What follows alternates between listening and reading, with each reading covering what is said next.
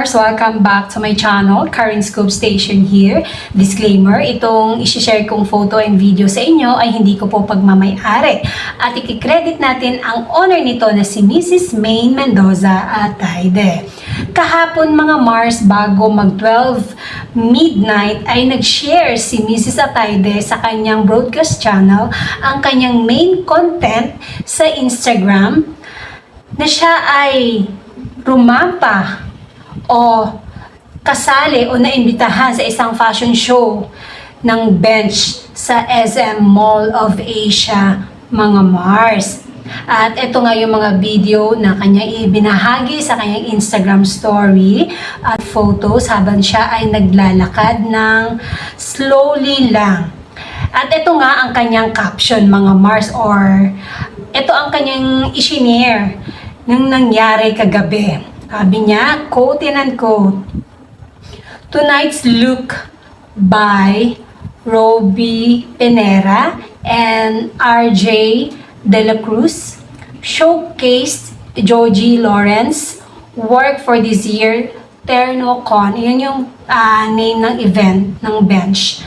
Kwento ko lang, I've been struggling with the worst rhinitis ever, and I was worried it would get triggered during the show because I've been sneezing non-stop since last Wednesday.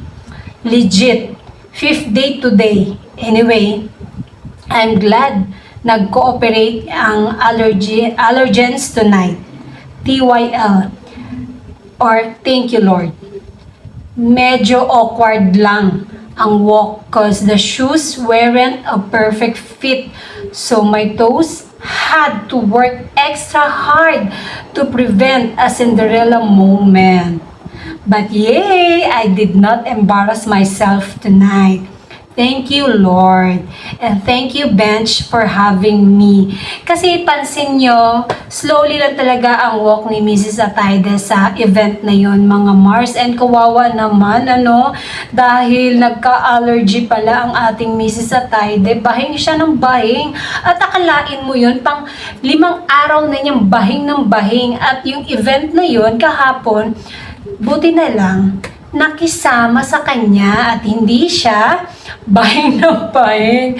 And yung sa paglakad nga daw niya, medyo awkward nga daw dahil hindi akma yung shoes na ginagamit niya sa event na yon.